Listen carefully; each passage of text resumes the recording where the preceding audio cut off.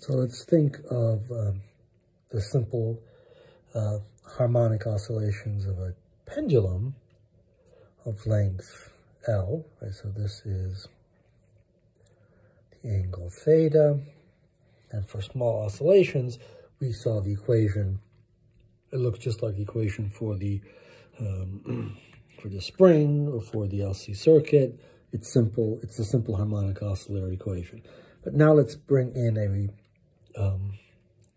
retarding force. You know, it could be air, right? We're not in a vacuum. We have some force K that theta dot. It depends on the velocity. So the equation looks like m L theta double dot, right? The acceleration theta double dot, second derivative of theta in time equals minus mg theta, right? For small oscillations, this is what we had. And now we have minus k theta dot. So that's the equation. And it's the same type of equation that we saw for the simple harmonic oscillator that experienced a drag force. So the angle theta is some theta naught e to the alpha t. We'll take derivatives, we'll plug it back into the equation, get a solution, get an equation, a quadratic equation for this alpha, and then we'll know what the solutions are. Alpha theta naught e to the alpha t. Second derivative, bring two of those down, alpha squared theta naught e to the alpha t. Combine these into, putting them into this equation and ending up with alpha squared, right? So we have here, we have an alpha squared, we have to divide out by the m, and then the L. So what do we get? We end up with alpha squared plus k over ml alpha plus g over L, theta naught e to the alpha t, that's equal to 0.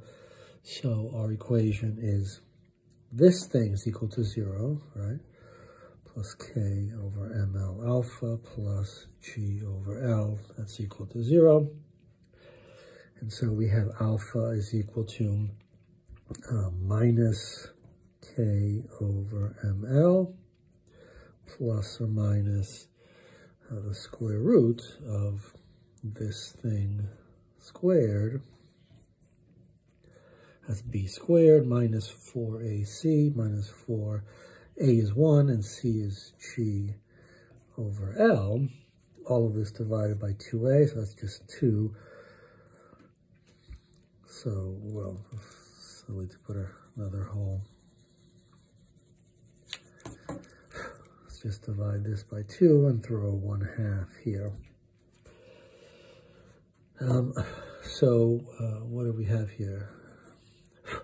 Minus k over 2ml plus 1/2 k over ml squared minus 4g over L and minus k over 2ml minus the square root of k over ml squared minus 4g over L. So we care about the relationship between these two quantities, so k squared over m squared L squared and 4g over L. If this quantity is larger than this quantity, then we have a positive number under the square root. And so, but that number is going to be less than this in absolute value, and so we'll still get a negative exponent, and so we'll have exponential decay by itself. But if this is less than that, so which means k is less than let's see, m,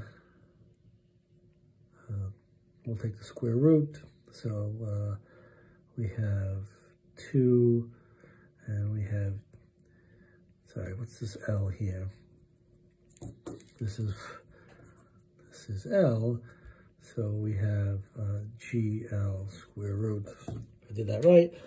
So if that's smaller than that value, then the drag force is small enough that we have oscillations.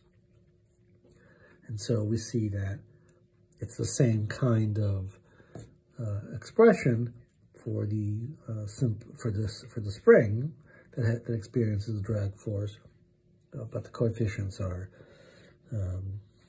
depend on different physics.